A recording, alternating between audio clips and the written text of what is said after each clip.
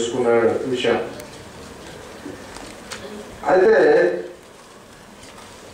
ప్రభు మన జీవితాల్లో ఆయన పుట్టిన లేకపోతే మరణించిన మన కొరకు ఉన్న జీవితాన్ని జ్ఞాపకం చేసుకోవడం మాత్రమే కాదు, కానీ ఆయన ఉద్దేశాలను ఎరిగి వాటిని నెరవేర్చడం ఆయన కోరుకుంటాడు. కనుకనే ఈరోజు మనం ఏమైనా ధ్యానం చేయబోతున్నామంటే, మన జీవితాల్లో అప్పుడప్పుడు ముఖ్యంగా విశ్వాసులుగా ఉన్న మన జీవితాల్లో 4 అడుగులు అటు ఇటు వేస్తూ ఉంటాం. ఒక్కోసారి మంచి మార్గంలో మంచి దిశలో అడుగులు వేస్తాం, కొన్నిసార్లు మళ్ళీ తప్పుడు అడుగులు వేస్తుంటాం, మళ్ళా మంచి మార్గానికి వస్తూ ఉంటాం, మరలా ప్రభువులో కొనసాగుతూ ఉంటాం. ఇది మనకు చాలా సహజమైనటువంటి ఒక అనుభవం. దేవుని వాక్యంలో చాలా స్పష్టంగా ఉంది, మనము అనేక విషయములలో తప్పిపోవచ్చున్నాము. అయితే ప్రభు కోరుకుంటున్నది ఏమిటంటే మళ్ళీ వెనకకు రావడం, మరలా పురోగతి సాధించడం, మరలా ప్రభువులో అభివృద్ధి చెందుతూ ముందుకు వెళ్ళడం. అబ్రహాము జీవితంలో అబ్రహాము సాక్షాత్ అనుభవాన్ని, ఆయన ప్రత్యక్షంగా అనుభవించినటువంటి అనుభవాన్ని మనం ధ్యానం చేయబోతున్నాం చాలా త్వరగా. 12వ అధ్యాయము 5వ వచనం, ఆదికాండము 12వ అధ్యాయము 5వ వచనం. అబ్రహాము తన భార్య అయిన శారాయిని, తన సహోదరుని కుమారుడైన లోతును, హారానులో తాను వారును ఆర్జించిన యావదాస్తిని, వారు సంపాదించిన సమస్తమైన వాటిని తీసుకొని కనాను దేశములకు బయలుదేరి కనాను దేశములకు వచ్చిరి. మొట్టమొదటి స్టెప్, సమస్తాన్ని తీసుకొని మనం ఉన్నటువంటి స్థలం నుంచి విడిపోయి వేరైపోయి ప్రభు ఎక్కడికి వెళ్ళమన్నాడో ఆ దిశగా అక్కడికి వెళ్ళడం మనం అందరం చేసే పని. ప్రభు అంటాడు, నీ పాత జీవితాన్ని విడిచిపెట్టి, నీ పాత స్వభావాన్ని విడిచిపెట్టి నూతనమైన దిశగా ఈ ప్రయాణము నువ్వు కొనసాగించాలి అని అంటే అన్నింటినీ మనం పక్కన పెట్టే, లోకమును, లోకాశలను, పాత స్వభావం అంతటిని పక్కన పెట్టేసి లోకము నుంచి వేరైపోయి ప్రభు చెప్పిన ఆ గమ్యానికి వస్తాం. అబ్రహాము కూడా అదే చేశాం. దీనిని మనం విధేయత అంటున్నాం. విధేయతలో కొనసాగడం, సమస్తాన్ని తీసుకొని ఇక మళ్ళీ వెనకకి వచ్చే ప్రశ్న లేకుండా హారాను నుండి కనానుకు వెళ్ళిపోతున్నారు. ఇందులో మళ్ళీ యూటర్న్ లేదు, వెళ్ళిపోవడమే, ముందుకు ఒకటే వన్ వే. గమ్యం వరకు వెళ్ళిపోయారు అంతే. హారాను నుంచి బయలుదేరి తమకున్న యావదాస్తిని తీసుకొని కానానుకు చేరారు. ఇంకేం లేదు. హారాను స్పష్టంగా ఉంది, వారికి కలిగిన సమస్తమును తీసుకొని హారానుతో వారి సంబంధాన్ని తెంచుకొని కానానుకు వచ్చారు. ఇంకేమైనా ఉంటే అక్కడ నిలుపుకొని వస్తే మళ్ళీ పోవడానికి అవకాశాలు ఉంటాయి. దేవుని వాక్యం సమస్తాన్ని తీసుకొని వచ్చేసారు.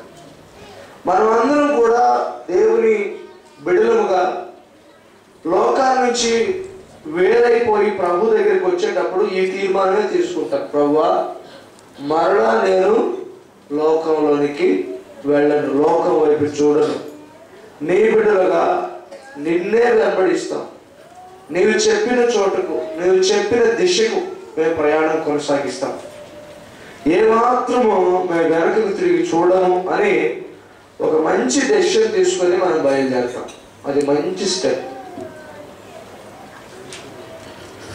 ఒక గమ్యం ఎంచుకొని, ఒక ఉన్నతమైన ఉద్దేశాన్ని పెట్టుకొని సమస్తాన్ని వెచ్చించి దానికోసమే వెళ్ళడం ఒక మంచి స్టెప్. అయితే రెండవ స్టెప్ ఏమవుతుందో చూడండి. 10వ వచనంలో అప్పుడు ఆ దేశంలో కరువు వచ్చెను. ఆ దేశంలో కరువు భారముగా ఉన్నందున అబ్రాము ఐగుప్తు దేశంలో నివసించుటకు అక్కడికి వెళ్ళాడు. Wrong mistake. అందరూ వస్తారు. మనం అబ్రహాముని ఎందుకు తీసుకుంటున్నామంటే విశ్వాసులకు తండ్రి అయినటువంటి అబ్రహామే ఈ 4 స్టెప్స్ కి మినహాయింపు లేకుండా నడుచుకున్నాడు. ప్రభు చెప్పాడు, నేను చూపించే దేశానికి వెళ్తే అక్కడ నేను గొప్పవాడిగా చేస్తా, నీ సంతతిని విస్తరింప చేస్తా, నీవు లోకంలోనే ఆశీర్వదించబడినటువంటి సంతతి కలిగిన లేకపోతే జాతిగా నీవు స్థిరపరచబడతావు అని చెప్పాడు ప్రభు. మాట్లాడి నమ్మి బయలుదేరాడు. అయితే ఆ దేశంలో కరువు వచ్చిందంట, చాలా భారం అనిపించిందంట. అందుకని ఐగుప్తుకు వెళ్ళి అక్కడ నివసించడానికి వెళ్ళాడు.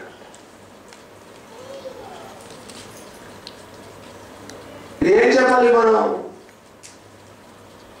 దేవుని వాక్యంలో చూస్తే అపోస్తుల కార్యములు 7వ అధ్యాయంలో, అపోస్తుల కార్యములు 7వ అధ్యాయము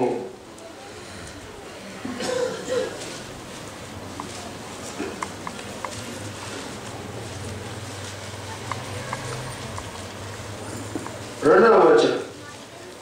అందుకు స్తెఫను చెప్పినది ఏమనగా, సహోదరులారా, తండ్రులారా వినుడి. మన పితరుడైన అబ్రహాము హారానులో కాపురం ఉండక మునుపు మెసొపొతేమియాలో ఉన్నప్పుడు మహిమగల దేవుడు అతనికి ప్రత్యక్షమై, నీవు నీ దేశమును నీ స్వజనమును విడిచి బయలుదేరి నేను నీకు చూపింపబో దేశమునకు రమ్మని అతనితో చెప్పాను. అప్పుడు అతడు కల్దీయుల దేశమును విడిచిపోయి హారానులో కాపురం ఉండెను.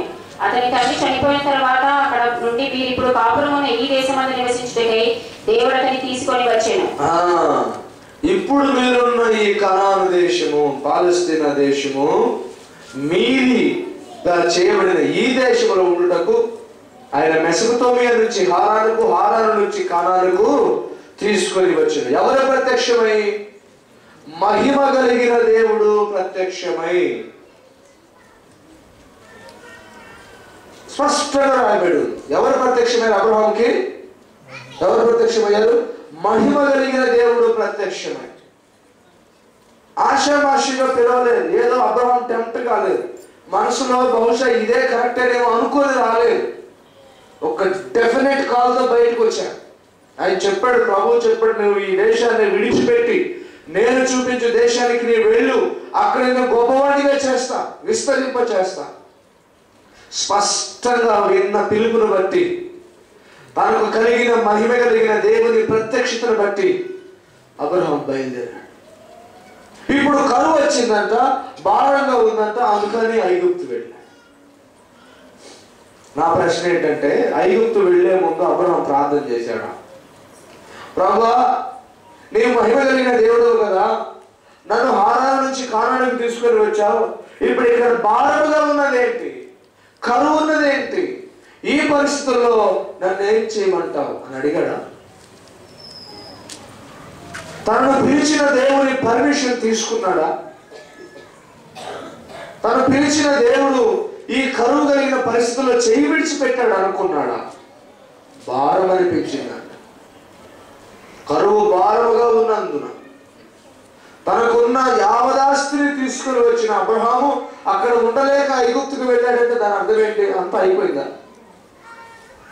అయిపోయి ఉండొచ్చు. అక్కడ కరువు భారముగా ఉన్నందున తను ఐగుప్తులకు వెళ్ళాడు. ఐగుప్తుని కొంచెం సేపు మళ్ళీ లౌకికమైన విధానం అనుకుందాం. మన పరిస్థితులు భారంగా ఉంటే, మనకి కష్టం అనిపిస్తే, మనసు నొచ్చుకున్నట్టు అనిపిస్తే, మన పరిస్థితులు మనల్ని ఎక్కిరించినట్టు అనిపిస్తే, ఇక మీద మనం ముందుకు కొనసాగలేము అనిపిస్తే వెనకకు వెళ్ళాలా? వెనకకు వెళ్ళాలా? లోకం వైపు చూడాలా? ఫెయిల్లో ఓటమి వచ్చేసి అనేక మార్లు ఓడిపోతూ ఉంటాం. యావదాస్తిని తీసుకొని ఒక ఉన్నతమైన ఉద్దేశం కోసం, ఒక ఉన్నతమైన దర్శన నెరవేర్పు కోసం వచ్చిన అబ్రహాము ఇప్పుడు ఓడిపోయాడు.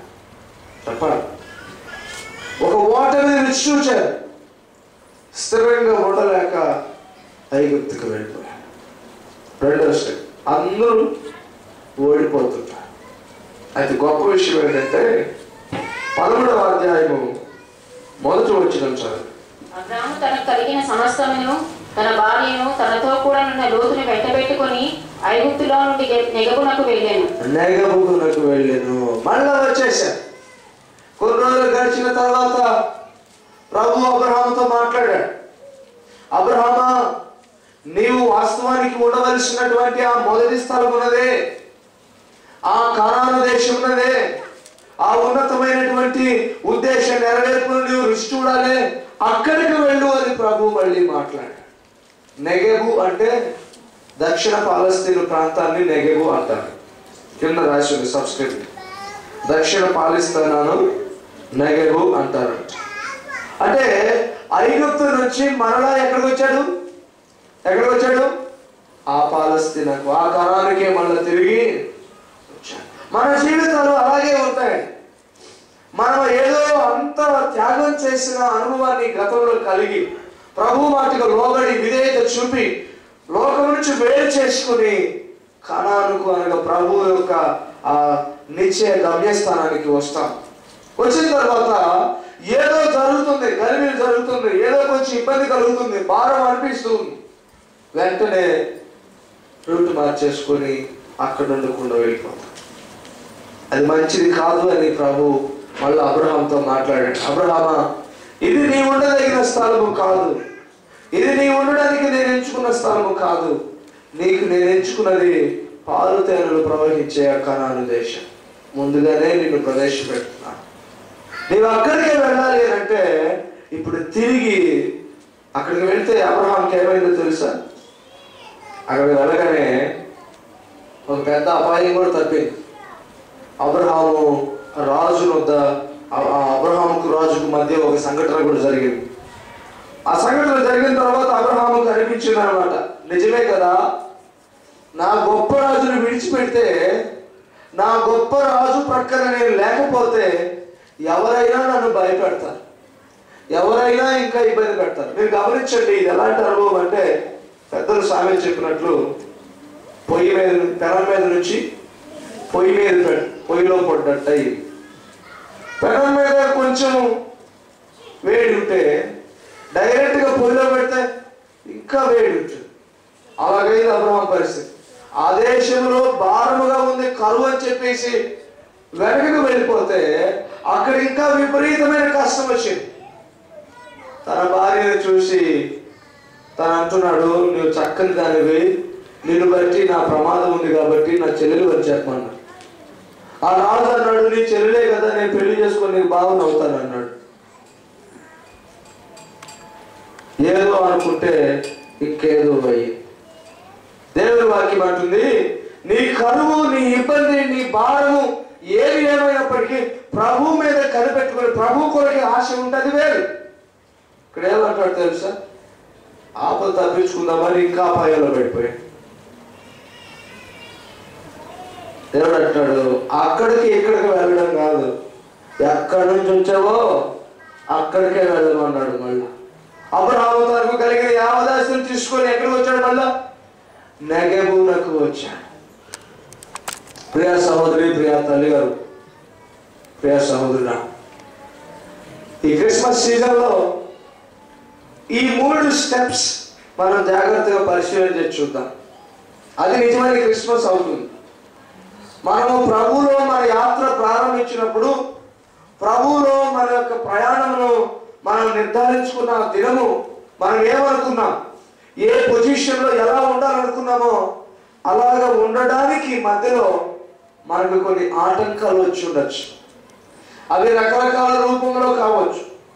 కొంచెం కష్టం, ఇబ్బంది, భారం, ఏవేవో పరిస్థితులు వస్తే ఇప్పుడు మనం ఎక్కడున్నాం? ఇంతకు మళ్ళీ మనం పరమ కానాన్లోనే ఉన్నామా, లేకపోతే లోకమైన వీడి ఐగుప్తులోనికి వెళ్ళిపోయాము? పరీక్షించుకొని మరలా వెంటనే తెలుసుకొని మనం కనానుకు రావడం ప్రభువుకి ఎంతైనా ఇష్టం. ఒక మాట చదువుదాం, 4వ స్టెప్ చూద్దాం, 3వ వచనం.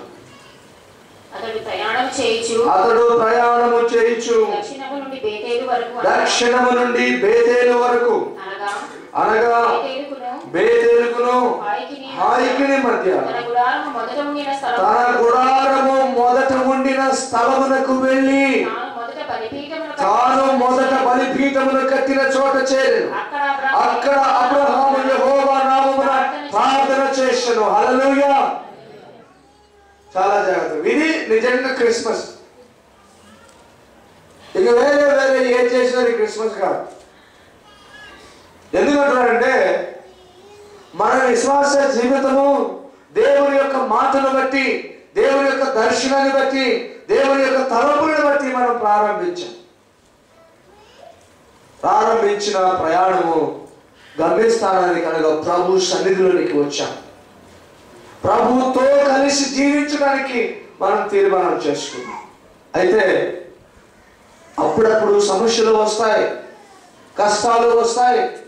సమస్యలు శోధనలు వచ్చినప్పుడు వెంటనే ఐగుప్తుకు పారిపోవడం కాదు, లేకపోతే మరొక చోటుకు వెళ్ళిపోవడం కాదు. ప్రభు సన్నిధిని అంటి పెట్టుకునే అనుభవం మనం పొందుకోవాలి. ఐగుప్తులకు వెళ్ళాడు అబ్రహాము, ఆపదలో పడ్డాడు.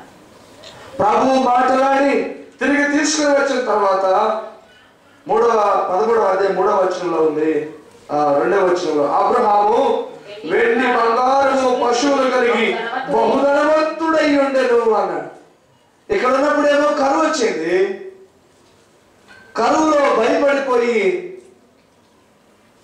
ఐగుప్తుకు వెళ్ళాడు. ఐగుప్తుకు పోయి ఆపదలో పడ్డాడు.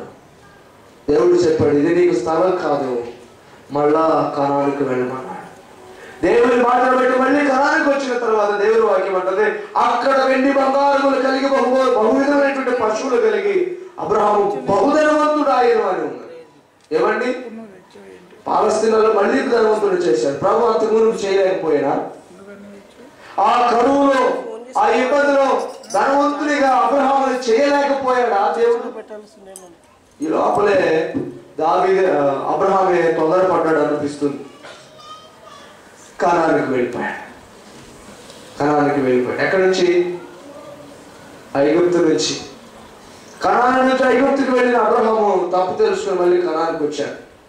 ప్రభువా, నేను కరువులో ఉన్నా, కాటకంలో ఉన్నా, ఇబ్బందిలో ఉన్నా, నేను అక్కడే ఉండవలసింది, ఇక్కడికి వచ్చే ఆపదలో పడ్డాను అనుకొని తిరిగి మళ్ళీ కనానుకు వెళ్ళాడు. వెళ్తే అక్కడ బహుధనవంతుడు ఆయనట. ఇది విచిత్రం. ఇప్పుడు ప్రభు అక్కడ కరువు ఉంది కదా, అక్కడ కరువు బహు భారంగా ఉంది కదా, నేను మళ్ళీ అక్కడికి ఎలా వెళ్ళాలి అని ప్రశ్నించాడా? ఇప్పుడు ప్రశ్నించలేదు. ఎందుకో తెలుసా? ఆ కరువే మేలు ఆయన. ఇక్కడ ఎంతున్న ఆపదలు మాత్రం అంతే దండిగా ఉన్నాయి. రాజుతోనే గొడవ చేసింది నాకు అనుకుని తిరిగి మళ్ళీ కానానికి వచ్చేసాను. అది 3వ స్టెప్. మళ్ళీ ప్రభువుతో సమాధాన పడటం, మళ్ళీ ప్రభువుతో కలుసుకోవటం, మళ్ళీ ప్రభువుతో రిలేషన్ని మళ్ళీ ఒకసారి ఫ్రెష్గా మార్చుకోవటం. అంత మాత్రమే కాదు, 4వ అడుగు, అత్యంత ఘనమైన అడుగు ఏంటంటే అబ్రహాము ఇంకా ప్రయాణం చేస్తూ, కనాను లోపలికి ప్రయాణం చేస్తూ, ఇంకా చెప్పాలంటే ఐగుప్తు నుంచి దూరంగా ప్రయాణం చేస్తూ, క్రమక్రమంగా ఇంకా ప్రభువు లోనికి ప్రయాణం చేస్తూ, దేవుని వాక్యం బేతేలు నుంచి హాయికి మధ్య ఉన్న మొదట తన గుడారం ఉండిన స్థలానికి వెళ్ళి, తన మొదటి స్థలానికి వెళ్ళి, ప్రభువునకు మొదట తన బలిపీఠము కట్టిన చోటుకు వెళ్ళి అక్కడ బలిపీఠము కట్టి అక్కడ ప్రార్థించిన దేవుని వాక్యం సెలవిస్తుంది. ఆ మొదటి కమిట్మెంట్కు వెళ్ళి, ఆ మొదటి ఆలోచనలకు వెళ్ళి, ఆ మొదటి స్థలములకు వెళ్ళి, ఆ మొదటి స్థితిలోనికి వెళ్ళి అక్కడ మళ్ళా ప్రభువుని ఆరాధించాడు అబ్రహాము. ప్రభువు కోరుకుంటుంది అది. మనం ఎప్పుడైతే ఆ మొదటి స్థలానికి, ఆ మొదటి అంకిత భావానికి, ఆ మొదటి ఆప్యాయతకి, ఆ మొదటి ఆత్మీయ అనుభవానికి మళ్ళీ మనం వెళ్తామో అప్పుడు నిజమైన క్రిస్మస్. ఈ మధ్యలో 2 స్టెప్స్. ఒకటి ఓటమి మళ్ళీ రావడం, పడిపోవటం మళ్ళీ రావటం, పడిపోవటం మళ్ళీ రావడం కాదు, కానీ వచ్చిన తర్వాత మరింత గాఢంగా ప్రభు లోపలికి దేవునితో అత్యంత సన్నిహితమైన సంబంధాన్ని, ఆ మొదట తనుండిన గుడారము దగ్గరకు, ఆ మొదట తను కట్టిన బలిపీఠము దగ్గరకు, ఆ మొదటి స్థితికి వెళితే అక్కడ దేవుడి వాక్యం సెలవిస్తుంది. అక్కడ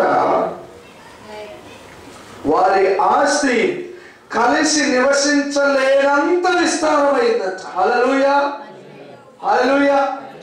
అక్కడికి వెళితే, ఆ మొదటి స్థలానికి వెళితే అబ్రహాము లోతు కలిసి నివసించలేనంత విస్తారమైందని దేవుని వాక్యం సెలవిస్తుంది. మనందరికీ కావాలి అంత గొప్ప కలిమి, మనందరికీ కావాలి అంత గొప్ప విజయం. కానీ ఆ మొదటి కమిట్మెంట్కి వెళ్ళడమే కష్టం. అక్కడికి వెళ్తే ప్రభు మన కోసం ఏమైనా చేస్తాడు. ఈ మధ్య ఒక పిల్లవాడితో మాట్లాడుతున్నా. ఇంజనీరింగ్ 2nd ఇయర్ ఫెయిల్ అయ్యాడు. ఒక సెమ్ అంతా పోలేదంట, హాజరు తగ్గింది. వాళ్ళు డీటెయిల్ చేశారు. 2nd సెమ్లో ఫస్ట్ సెమ్ లేదా 2nd సెమ్ కంటిన్యూ చేయలేము. 1 ఇయర్ వేస్ట్ అయింది. ఇక్కడ అమీర్పేట దగ్గర ఏదో సమ్ ప్రోగ్రామ్ నేర్చుకోవడానికైనా హైదరాబాద్ వస్తున్నా. ఇప్పుడు ప్రోగ్రామ్ ఏంటి అని అడిగాను. చాలా సిగ్గుపడుతూ చెప్తున్నాడు, నేను 2nd ఇయర్ డీటెయిల్ చేశాను. నన్ను ఎందుకు కాలేజీ సరిగా పోలేదు, ఎందుకు పోలేదు, ఎందుకు ఇంట్రెస్ట్ లేదు, ఎందుకు ఇంట్రెస్ట్ లేకుండా పోయింది, ఏవేవో కారణాలు చెప్పాను. కానీ నాకు ఒకటి అర్థమైంది. ఆ మొదట్లో వాళ్ళ నాన్నగారు చెప్పారంట, బాగా ఆలోచించి నిర్ణయం తీసుకో, నీ ఒక్కడవని నీ కోసం ఎంతో ఇబ్బంది పడుతున్నాం, ఎంతో శ్రమ తీసుకొని నేను చేపిస్తున్నాం అంటే వాళ్ళ నాన్నగారు చెప్తున్నారు. వాళ్ళ నాన్నగారు కూడా ప్రక్కనే ఉన్నారు.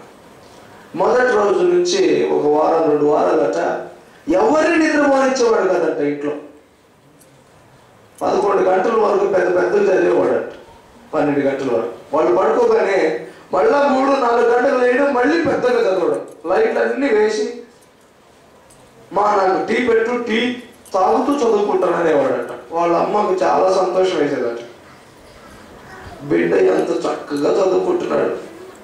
ఆమె నిద్ర భంగం చేసుకునైనా లేచేదట. 3-4 గంటలకు లేచి నాయన లేవని చెప్పి బెడ్ కాఫీ, బెడ్ టీలు ఇచ్చి లేపేదట. ఇక అప్పటి నుంచి ఈయన చదవడం, వాళ్ళు కూర్చొని చూడడం అంట. అంత బాగుండేదంట. 1-2 వారాలు పోయిన తర్వాత వాళ్ళు వచ్చి నాన్న లేరా అంటే కొంచెం సేపు పడుకొని ఇవ్వమ్మా. అప్పటికి కష్టంగా లేయడం స్టార్ట్ చేసి కొన్ని రోజులు ఒక సెమ్ అయిపోయింది. 2nd సెమ్ వచ్చేసరికి చాలా బోర్ పెట్టేసి వెళ్తున్నాను కాలేజీకి అనేవాడు, కాలేజీకి కూడా వెళ్ళేవాడు.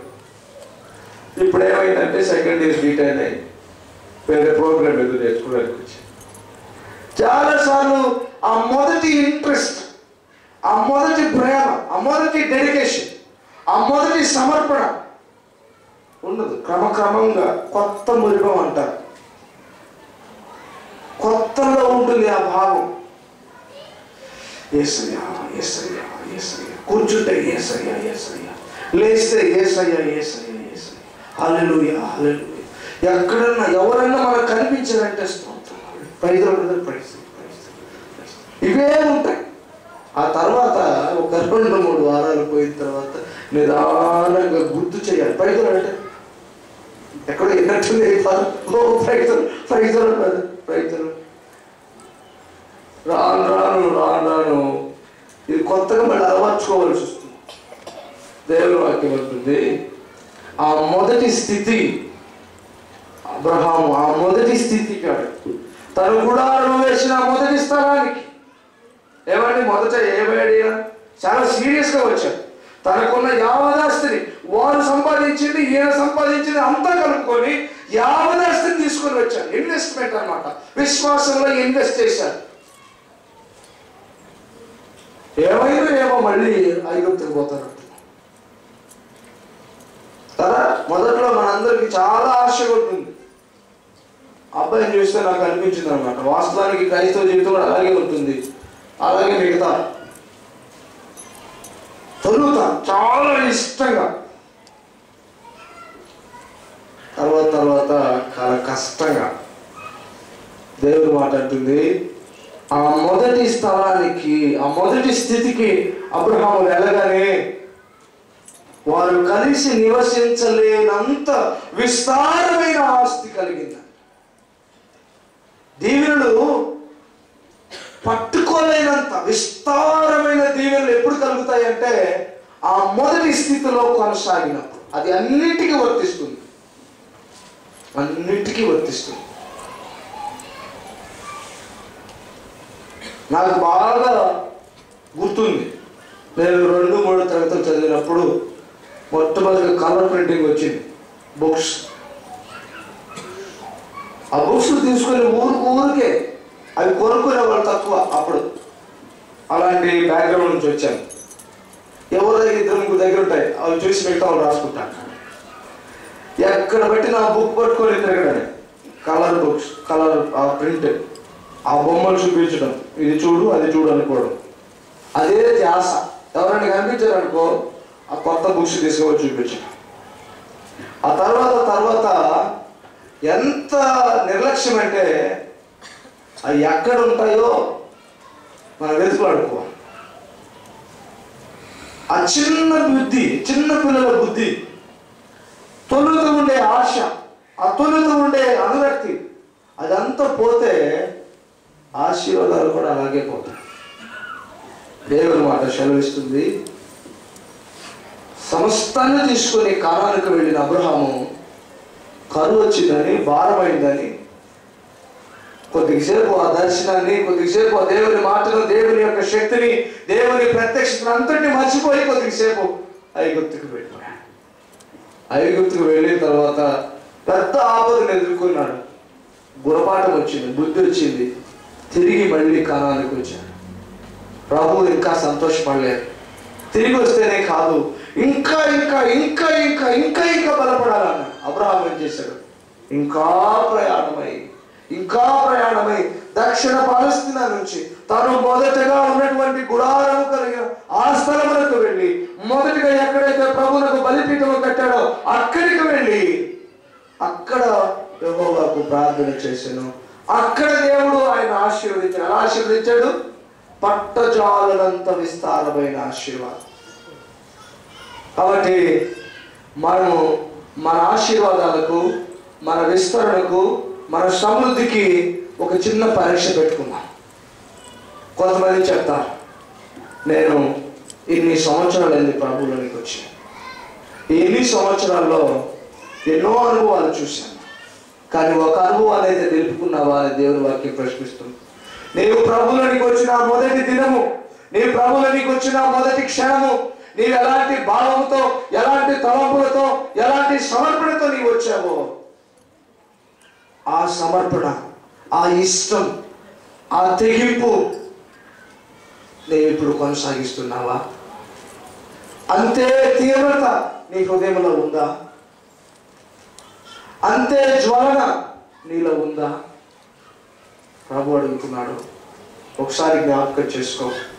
ఆ పూర్వస్థితికి కనుక నీవు మళ్ళా వెళ్తే లెక్కలేనంత విస్తారమైన ఆశీర్వాదం నీ కొరకు ఎదురు చూస్తూ ఉంది. విజయం నీ కోసం ఎదురు చూస్తూ ఉంది. ఎప్పుడు? ఆ మొదటి స్థితిని మరొకసారి చేరుకున్నప్పుడు. అంటే నాకు తెలిసి నేను అనుకుంటాను, మనము ఈ 2 స్టెప్స్, 2-3వ స్టెప్లో తప్పిపోవడము, మళ్ళీ రావడము అనేటువంటి స్థితిలో ఉన్నాం అనుకుంటున్నాను. బాబు అంటున్నాడు, అది కాదు. ఈ 4వ స్టెప్ ఉంది. కనానులోకి రావడం మాత్రమే కాకుండా, కనాను లోపలికి చొచ్చుకొని పోయి ఆ మొదట ఎక్కడి నుంచి అయితే వెళ్ళాడో ఆ మొదటి స్థితికి, మొదట ఎక్కడైతే దేవునితో కమిట్మెంట్ చేశాడో, ఎక్కడైతే ప్రభువునకు తన సమర్పణ తెలియజెప్పాడో అక్కడికి వెళ్ళినప్పుడు అబ్రహాము మితిలేని ఆశీర్వాదాలను పొందుకున్నాడు. కనుక ప్రియ సహోదరి, ప్రియ సహోదరుడు, ఆ తల్లిగా ఈ సమయంలో ఆ పూర్వపు స్థితికి నీవు చేరాలని ప్రభు కోరుకుంటున్నాడు. ఆ తల్లిటి ప్రేమను జ్ఞాపకం చేస్తూ ఉన్నాడు. విస్తారమైన దీవెనలతో ఎదురు చూస్తున్నాడు. మనము ఆ సమర్పణ చేసుకుందాం. రేపు క్రిస్మస్ నాటికి ఆ విషయాన్ని కన్ఫర్మ్ చేద్దాం. ప్రభువా, నేను నా బాప్తిస్మం తీసుకున్న తొలినాళ్ళలో ఎంత తీవ్రంగా ప్రార్థించేదాన్నో, ఎంతగా నీ గురించి చెప్పాలని ఆశపడేవాడినో, ఎంతగా నీ సన్నిధిలో గడపాలని ఆతృత చెందేదాన్నో, ఇప్పుడు కూడా అదే ఆతృత, అదే జ్వలన, అదే ఆశతో నేను వస్తున్నానయ్యా అని నీవు గనక ఒకసారి దేవుని సన్నిధిలో కన్ఫర్మ్ చేస్తే మితి లేని ఆశీర్వాదములు, ఎన్నలేని ఆశీర్వాదములు నీకోసం మరి సిద్ధంగా వచ్చాడు ప్రభు. అన్ని విషయాల్లో విజయం నీ సొత్తు చేయడానికి ప్రభు సిద్ధంగా ఉన్నాడు. కనుక మొదటి ప్రేమను, మొదటి తీర్మానాన్ని, మొదటి సమర్పణను మనం జ్ఞాపకం చేసుకొని మరొకసారి ప్రభువులో మనం ముందుకు కొనసాగుదాం. ప్రభు మనం దీవించిన కాక. ఆమేన్.